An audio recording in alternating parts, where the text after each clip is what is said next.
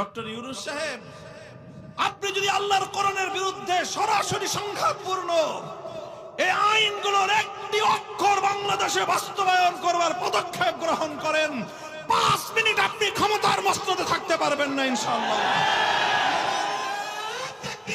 Open challenge করলাম আমরা, এটা কোরআনের মর্যাদা নিয়ে বাঁচবো, আর না হয় আল্লাহর কোরআনের মর্যাদা রক্ষা করার জন্য শাহাদাতের রক্ত দেওয়াকেই জীবনের জন্য শ্রেষ্ঠ মনে করবো ইনশাআল্লাহ। নারী জাতির জন্য এর চেয়ে কলঙ্কের আর প্রস্তাব কি হতে পারে?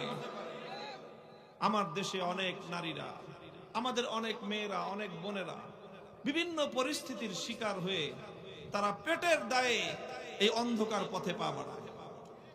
কোন নারী স্বেচ্ছায় আনন্দে এই ভয়ঙ্কর জঘন্য অস্বস্তি এবং এই অন্ধকার পথে কোন নারী কোনোদিন পা বাড়ায় না। হয়তো কোনো কারণে পরিস্থিতির শিকার হয়ে পেটের জ্বালায় তারা এই পথে যায়। রাষ্ট্র এবং সরকারের দায়িত্ব ছিল এই সকল অন্ধকার পথের সকল আমার মেয়েদেরকে, আমাদের বোনদেরকে অন্ধকার পথ থেকে ফিরিয়ে এনে স্বাভাবিক জীবন যাপন করবার মতো ব্যবস্থা করে তাদেরকে সমাজে পুনর্বাসন করা। এটা ছিল তাদের দায়িত্ব। এদেশের আলেম সমাজ সে কাজটাই করে এবং আমরা সেটাই করতে চাই। বাংলাদেশে যত যৌনকর্মী রয়েছে, যত পতিতা রয়েছে, তাদেরকে সসম্মানে সমাজে পুনর্বাসন করা হোক। তাদের ভরণ পোষণের দায়িত্ব রাষ্ট্রকে গ্রহণ করতে হবে। তাদের ন্যায্য হিস্সা, ন্যায্য পাওনা বুঝিয়ে দিতে হবে। তাদেরকে সামাজিক মর্যাদায় পুনর্বাসন করতে হবে। এটা ছিল সমাজ এবং রাষ্ট্রের দায়িত্ব। সেটা না করে উল্টো আরো নতুন করে পতিতা তৈরি করবার কারখানা খুলতে চায়। মুহতারাম হাজিরিন, ইসলাম মানুষকে নম্রতা শেখায়, ভদ্রতা শেখায়। আমাদের নবী মুহাম্মদ সাল্লাল্লাহু আলাইহি ওয়াসাল্লাম নবিয়ুর রাহমা, তিনি দয়ার নবী, তিনি দয়ার নবী। কিন্তু ফাইজান তুহিকা মাহারিমুল্লাহ, যখন আল্লাহ রাব্বুল আলামিনের দ্বীনের ইজ্জতের উপর কোনো আঘাত হানা হয়েছে, তো আমার নবীর চেয়ে শক্ত এবং কঠোর পৃথিবীতে আর কেউ ছিল না। আমাদেরকে সেই চরিত্র এবং সেই বৈশিষ্ট্য অর্জন করতে হবে। আমরা ভালো আছি। আমরা বারবার বলতেছিলাম, এই বর্তমান অন্তর্বর্তীকালীন সরকার প্রতিষ্ঠার পর থেকে, প্রতিষ্ঠার আগে থেকেই এর অব্যাহতভাবে আমরা সহযোগিতা করে যাচ্ছি। শর্তহীনভাবে আমরা তাদেরকে সহযোগিতা সমর্থন জানিয়ে আসছি। 5ই আগস্ট সরকার গঠন থেকে নিয়ে শুরু করে অদ্যাবধি ডক্টর ইউনূস এবং তার এই অন্তর্বর্তীকালীন সরকারের প্রতিটি ক্ষেত্রে, মাঠে ময়দানে এদেশের আলেম সমাজ তাদেরকে সাহস জুগিয়েছে, সমর্থন জুগিয়েছে। ফ্যাসিবাদ যেন কোনোভাবেই বাংলাদেশে আবার পুনর্বাসিত হতে না পারে। বিতাড়িত স্বৈরাচারী নব্য লেডি ফেরাউন শেখ হাসিনার খুনি বাহিনী যেন বাংলাদেশে এসে আবার নতুন বাংলাদেশ গঠনে কোনো ধরনের অন্তরায় সৃষ্টি করতে না পারে, সেজন্য আমরা বুক টান করে দাঁড়িয়ে আছি। ডক্টর ইউনূস সাহেবকে বলেছি, আপনি দেশ গঠন করুন, ভেঙে পড়া বাংলাদেশের অর্থনীতিকে আপনি আবার পুনর্নির্মাণ করুন, দেশের আগামী দিনের ভবিষ্যতের জন্য নতুন একটি ভিত তৈরি করুন, একটি সুন্দর সংস্কার করে এক নতুন বাংলাদেশ গড়ুন। জুলাই আগস্টের বিপ্লবের 2000 শহীদের শাহাদাতের রক্তের ঋণ যেন আমরা কিছুটা হলেও, কিঞ্চিত হলেও শোধ করতে পারি। তাদের স্বপ্নের সেই সুন্দর বাংলাদেশ যেন আমরা গড়তে পারি, সেই কাজ আপনি করেন। 11টা সংস্কার কমিশন তিনি করলেন। প্রতিটি সংস্কার কাজে আমরা সহযোগিতা করেছি, সমর্থন জুগিয়েছি। অন্যান্য বড় বড় রাজনৈতিক দল যখন ডক্টর ইউনূস সাহেবের বিরুদ্ধে মাঠে ময়দানে তার স্পেস যখন সংকুচিত করে আনছিল, আমরা এদেশের ইসলামপন্থীরা ডক্টর ইউনূস সাহেবের পক্ষে ওপেন কথা বলেছি। আমরা বলেছি তাকে সময় দিতে হবে, যৌক্তিক সময় দিতে হবে। রাষ্ট্রকে পুনর্গঠন করবার জন্য তাকে যথেষ্ট সহযোগিতা দিতে হবে, সাহস জুগিয়েছি। এরপরে গত 19শে এপ্রিল নারী বিষয়ক সংস্কার কমিশন যখন রিপোর্ট দিল, আমরা যেন আকাশ থেকে পড়লাম। কার জন্য এতদিন করলাম? কাদেরকে আমরা প্রোটেকশন দিলাম? এই দুধ কলা দিয়ে সাপ পুষলাম আমরা? স্তম্ভিত হয়ে যাওয়ার মতো অবস্থা। এতগুলো কমিশন রিপোর্ট দিয়েছে, কোন একটি কমিশনের রিপোর্ট নিয়ে প্রধান উপদেষ্টার কার্যালয়কে এতটা তড়িৎকর্মা দেখা যায় নাই। 19 এপ্রিল এই কুখ্যাত কুলাঙ্গার নারী বিষয়ক সংস্কার কমিশনের যে রিপোর্ট এখানে জমা পড়েছে, সেই রিপোর্টের মূল অংশ সেটাকে আলাদা করে কাট করে কোড করে প্রধান উপদেষ্টার কার্যালয়ের ভেরিফাইড ফেসবুক পেজে সেটাকে আপলোড করা হয়েছে। সেখানে বলা হয়েছে বাংলাদেশের বিদ্যমান ধর্মীয় উত্তরাধিকার আইন এবং ধর্মীয় পারিবারিক আইন নারী পুরুষের মধ্যে বৈষম্যের প্রধান কারণ। এরপরে প্রধান উপদেষ্টার পক্ষ থেকে প্রত্যয় এবং অঙ্গীকার ঘোষণা করা হয়েছে, আমরা বর্তমান সরকার ক্ষমতায় থাকতে থাকতে যথা দ্রুত সম্ভব নারী সংস্কার কমিশনের এই প্রস্তাবনা বাস্তবায়ন করব। আপনি সংবিধান সংস্কার করার নামে এত আপনাকে তড়িৎকর্মা দেখা যায় নাই। সংবিধান থেকে যখন এই কুখ্যাত ভারতের পক্ষ থেকে বাংলাদেশের সংবিধানের মধ্যে পাচারকৃত ধর্মনিরপেক্ষ মতবাদ সহ ভারতীয় দালালির সনদকে আপনারা বাতিল করতে গড়িমসি করতেছেন, আর কোরআন বিরোধী নারী সংস্কারের মাধ্যমে আল্লাহর কোরআনের অবশিষ্ট বিধানটুকু মুসলমানদের এই জনপদ থেকে উৎখাত করবার ষড়যন্ত্র করবেন, ওপেন ঘোষণা দিবেন, বাংলাদেশের তাওহীদি জনতা মুখে আঙ্গুল দিয়ে চুষবে। যদি এটা ভেবে থাকেন বোকার স্বর্গে বসবাস করছেন আপনারা।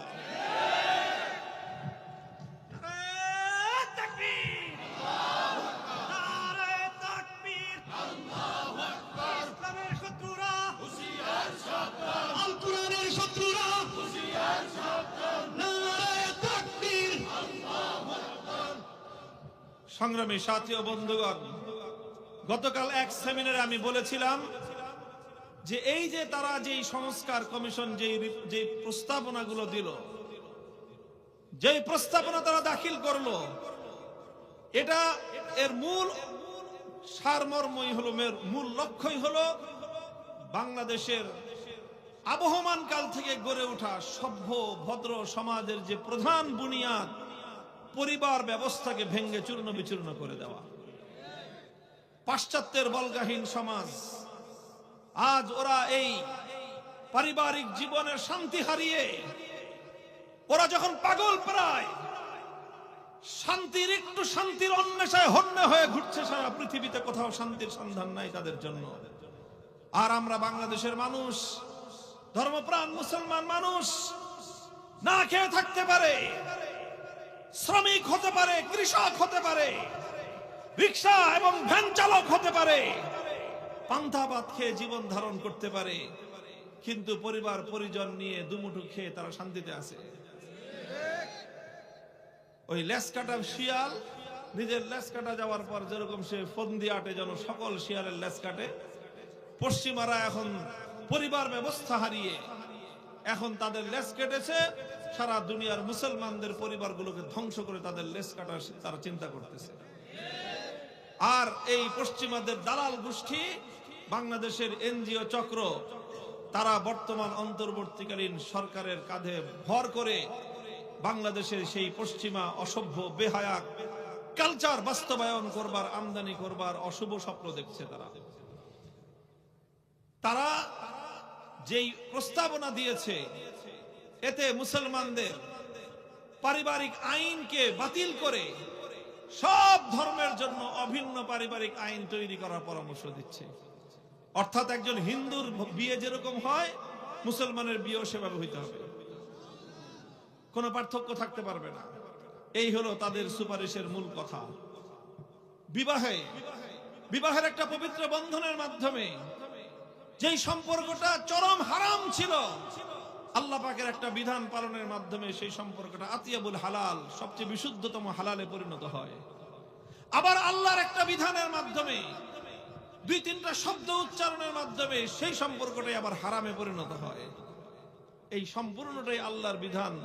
দুনিয়ার কোন রাষ্ট্র, কোন সমাজ, কোন মানুষ, কোন আইন প্রণেতা কারো বিধানের মাধ্যমে এটা হয় না। আল্লাহর সেই বিধানকে পরিবর্তন করবার পায়তারা করছো। ডক্টর ইউনূস সরকার তুমি নও, তোমার পশ্চিমা বাপদাদা গোষ্ঠীও যদি আল্লাহর কোরআনের এই বিধানে আঙ্গুল তুলবার দুঃসাহস দেখায়, সে হাত আমরা ভেঙে গুড়িয়ে দেব।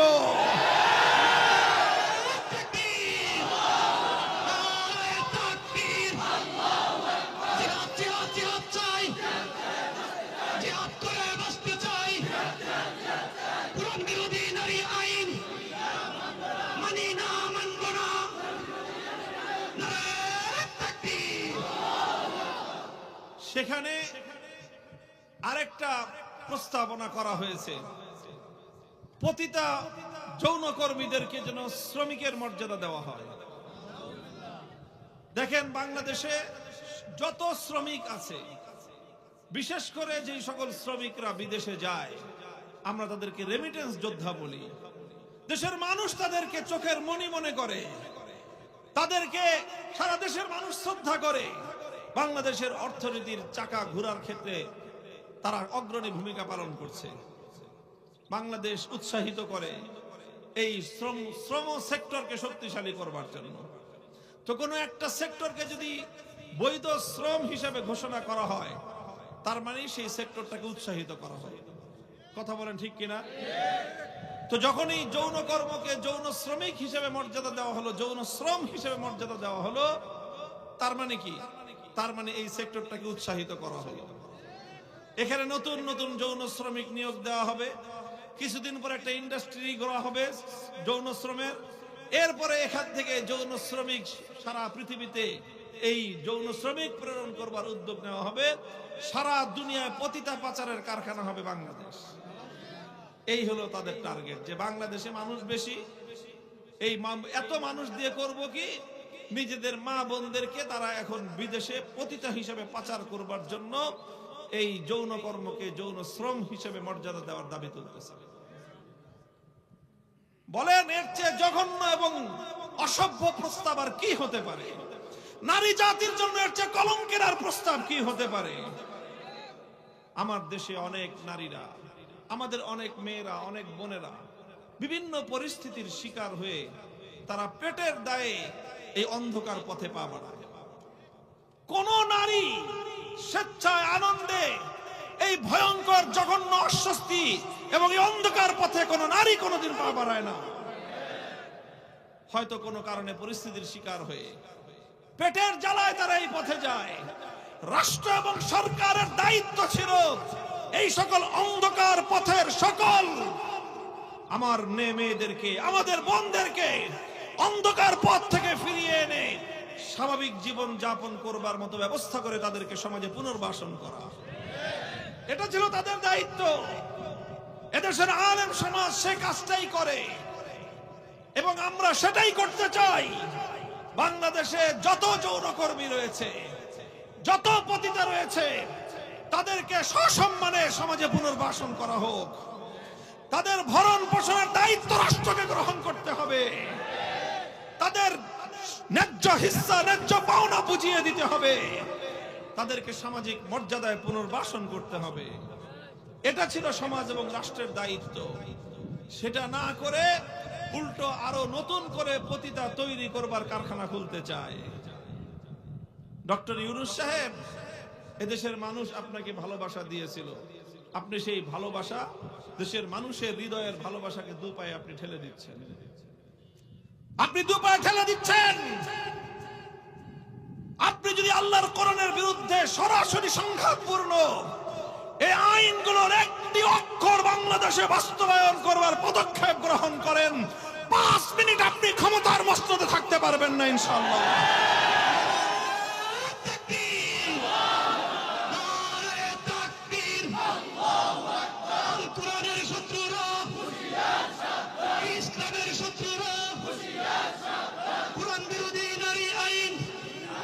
ফ্যাসিবাদের দোহাই দিয়ে যা করবেন মনে করবেন না যে সবকিছু করার ওপেন লাইসেন্স আপনাকে দিয়ে দেওয়া হয়েছে। করবেন, ভালো মতো কাজ করেন। এদেশের ইসলামপন্থী আলেম সমাজ মুসলমানদের ধর্মীয় অনুভূতিকে সম্মান জানিয়ে কাজ করেন। দেশের মানুষ আপনার প্রতি যেই সম্মান, যেই সমর্থন দিয়েছে সেটা অব্যাহত থাকবে। আর যদি এটাকে আপনার কাছে মূল্যবান মনে না হয়, আপনার কাছে ওই সকল অসভ্য তসলিমা নাসরিন মার্কা গুটি কয়েক এনজিও কর্মীকেই যদি আপনার কাছে পছন্দ হয়, ওদেরকে নিয়ে থাকেন, এদেশের মানুষের উপর আপনার ক্ষমতার ছড়ি ঘোরাবার সুযোগ থাকবে না। এটা আমাদের পরিষ্কার বার্তা। কাজেই আগামী 3 তারিখ হেফাজতে ইসলামের পক্ষ থেকে আহত এই মহাসমাবেশ, এটা বাংলাদেশের এই ক্রান্তিকালে দেশ এবং জাতিকে মুক্ত করার সমাবেশ। আগামীর বাংলাদেশে ইসলাম নিয়ে, আল্লাহর কোরআনের মর্যাদা নিয়ে মাথা উঁচু করে বেঁচে থাকবার সমাবেশ।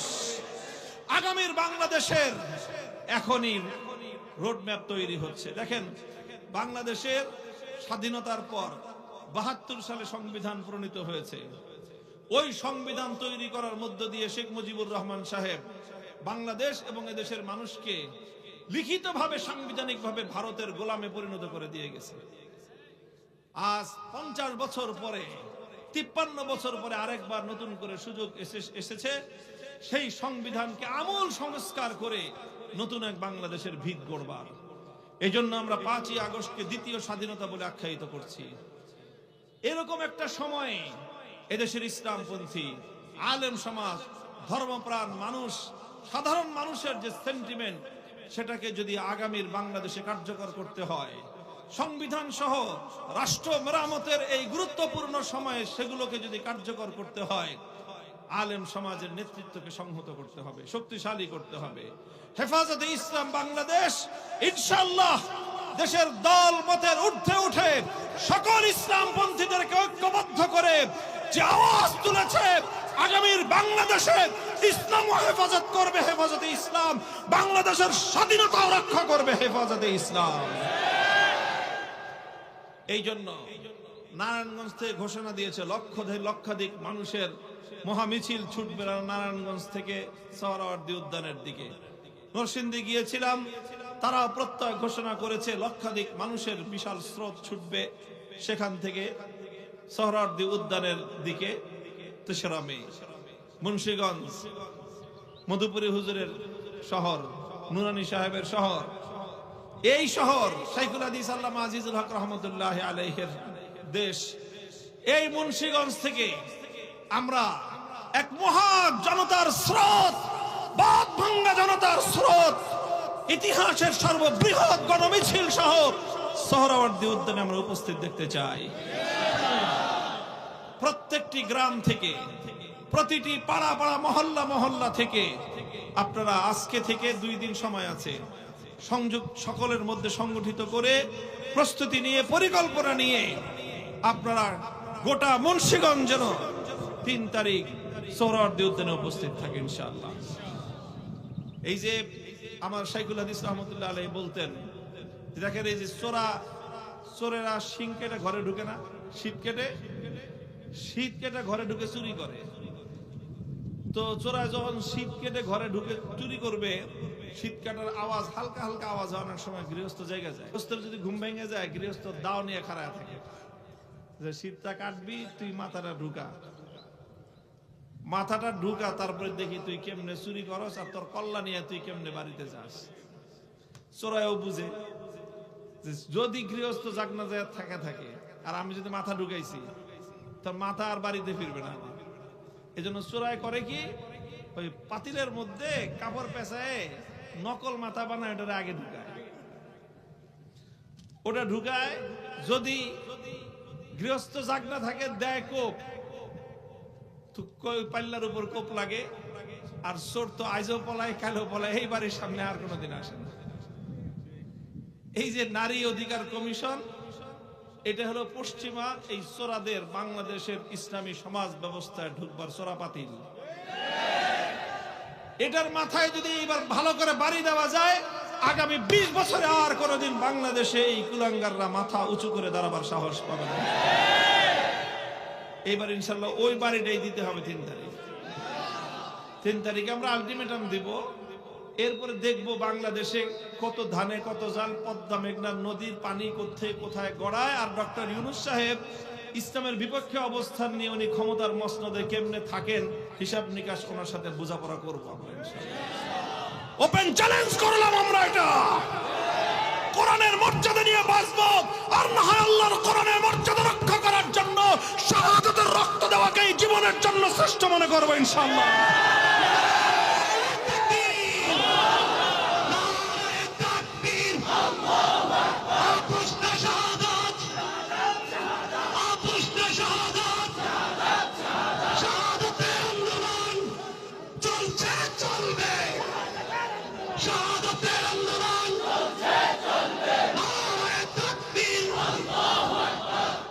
ইনশাআল্লাহ ইনশাআল্লাহ আপনারা এভাবে প্রস্তুতি নেবেন তো? ঘরে ঘরে মা বোনদেরকে বলেন দোয়া করতে। মা বোনদের অধিকার নিয়েই আমরা লড়াই করছি। আমরা বলেছি ইসলাম সমান অধিকারের কথা বলে নাই। সমান অধিকারের কথা বললে মহিলারা ঠকবে, এই জন্য ইসলাম ন্যায্য অধিকারের কথা বলেছে এবং অধিকাংশ ক্ষেত্রে পুরুষদের তুলনায় নারীদেরকে অগ্রাধিকার দিয়েছে ইসলাম। সেই অগ্রাধিকারটাকে সমান অধিকার দিয়ে তো ঠকবেন আপনারা। সমান অধিকার দিয়ে যদি বাংলাদেশে 300 আসনের সংসদ নির্বাচন হয়, কয়জন মহিলা পাশ করবে বলেন তো? এই জন্য তো তাদেরকে সংরক্ষিত আসন দিতে হয়, যে তোমরা আলাদা জায়গায় খেলো, বেটাগুলো খেলতে আসে না, পারবা না। কথা বলেন ঠিক কিনা? প্রত্যেকটা জায়গায় সংরক্ষিত আসন না দিলে নারীরা স্বাভাবিকভাবে পুরুষদের সঙ্গে ময়দানে প্রতিযোগিতা করে টিকতে পারে না।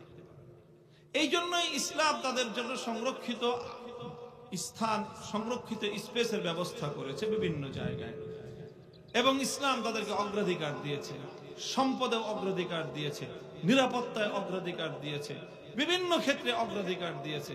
কিন্তু ইসলামের সে অগ্রাধিকার বুঝবার জন্য মানুষ হইতে হয়, অসভ্য হলে বোঝা যায় না।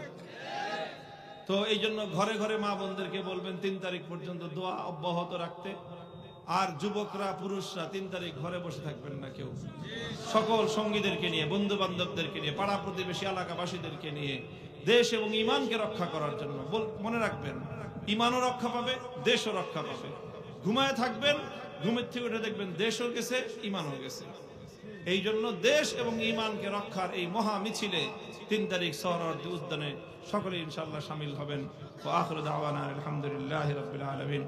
সুবহানাল্লাহি ওয়া বিহামদিহি, সুবহানাকাল্লাহুম্মা বিহামদিক, আশহাদু আল লা ইলাহা ইল্লা আনতা, আস্তাগফিরুকা ওয়া আতুবু ইলাইক। আল্লাহুম্মা সাল্লি আলা মুহাম্মাদিন ওয়া আলি মুহাম্মাদ কামা সাল্লাইতা আলা ইব্রাহিম ওয়া আলা আলি ইব্রাহিম ইন্নাকা হামিদুম মাজিদ।